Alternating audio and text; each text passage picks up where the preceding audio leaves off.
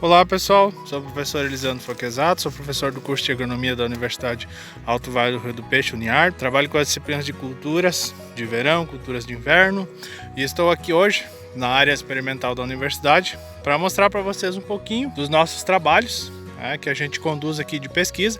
Dentre eles é a avaliação de cultivares de soja com grupos de maturação relativos distintos e hábitos de crescimento distintos. O que significa isso? Grupos de maturação relativa, então a gente tem aí de menos de 5,5, de 5,5 até, para nossa região aqui, 7,0. A gente observa contraste entre a cultivar de grupo de maturação 5,5 e a cultivar de grupo de maturação 6,2. Por que é importante a gente trabalhar com cultivares de grupos de maturação relativa distintos, que é o caso de 5,5, 5,6 e 6,2? Principalmente por escalonamento de início de período reprodutivo e de duração de período reprodutivo. Esse é o primeiro ponto importante, em que onde que a gente tem condições adversas, por exemplo, deficiência hídrica ou excesso hídrico, como aconteceu esse ano. Aqui choveu em torno de 15 dias e pegou bem no início do período reprodutivo essa cultivar de grupo de maturação 5,5, enquanto que essa grupo de maturação 6,2 ainda estava no período vegetativo. Ela iniciou o período reprodutivo após esses 15 dias de precipitação. Então isso é importante para que a gente consiga amenizar esses efeitos adversos, tanto deficiência hídrica como excesso ou como outras condições.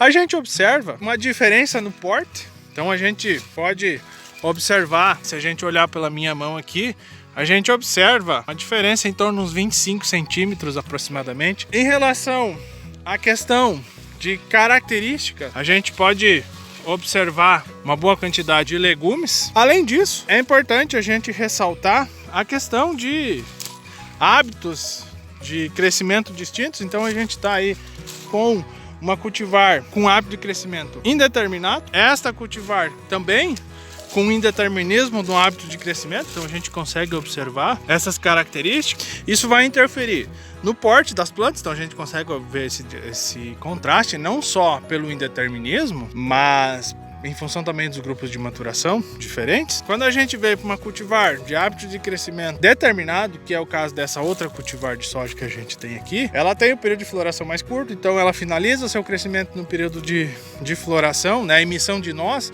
Ela pode crescer em altura, mas é alongamento de entrenós.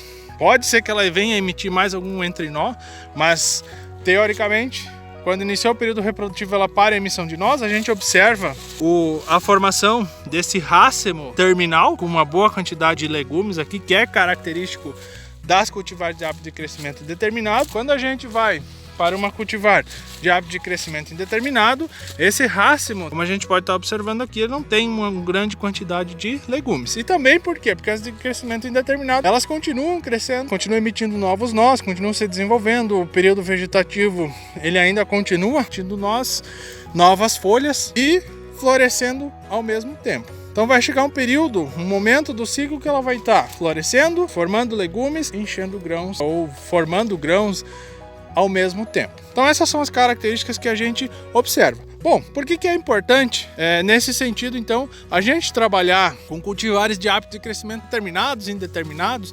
Dentro da classificação, a gente tem cultivares com hábito de crescimento indeterminado, a gente tem semi-indeterminado, a gente tem cultivares de hábito de crescimento determinado, algumas características que a gente tem em relação a determinado. Cultivares de hábito de crescimento determinado, então, quando elas iniciarem a floração, elas paralisam a emissão de nós, elas podem crescer em altura, elas formam esse racemo terminal, enquanto que as de hábito de crescimento indeterminado, como vocês estão vendo essas duas cultivares, elas ainda continuam crescendo após o início da floração, podem emitir a mesma quantidade de nós que o início da floração. Então, por exemplo, ela começou a floração com 10 nós, ela vai emitir mais 9, 10 nós, dependendo das características, da época de semeadura também. O período de floração ele é um pouco mais longo, então as cultivares de hábito de crescimento determinado, elas têm um período de floração de aproximadamente 15 dias, e as indeterminado aí pode ser maior que 30 dias aí quando os grupos de maturação são maiores, ou o ciclo é mais longo também. Então essas são as características. Isso é importante o produtor saber né, o conhecer essas características e para ele também poder tomar a sua decisão, para o técnico que vai prestar assistência para ele, para que ele possa também auxiliar na escolha de grupos de maturação e épocas de semeadura também.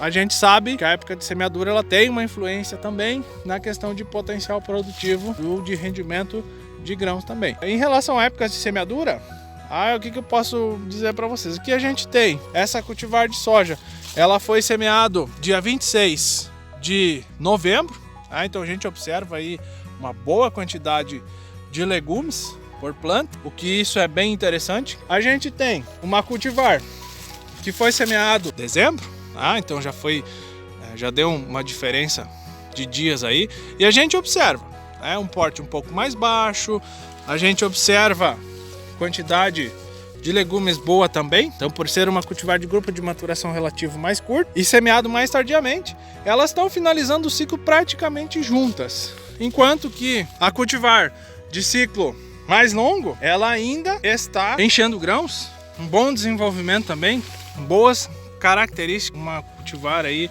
que promete bom potencial produtivo. Aqui a gente consegue observar, retirei 3 plantas aí, uma de grupo de maturação 5.5, então a gente observa as características, gumes, ramos laterais, depois a gente tem uma cultivar de grupo de maturação 5.6 e a cultivar de grupo de maturação 6.2. Então a gente observa uma diferença na altura de plantas, na quantidade de legumes também por planta. Então essas são as características e é importante a gente sempre tomar a decisão de quando a gente vai fazer a semeadura, qual é a época de semeadura. Aí é isso que a gente vem e vai estudar aqui nas áreas experimentais para poder orientar os produtores em relação a posicionamento de cultivares de soja baseado em estudos que foram desenvolvidos por outras instituições de pesquisa e que vão ser utilizados como base também para o desenvolvimento das nossas pesquisas. Até breve.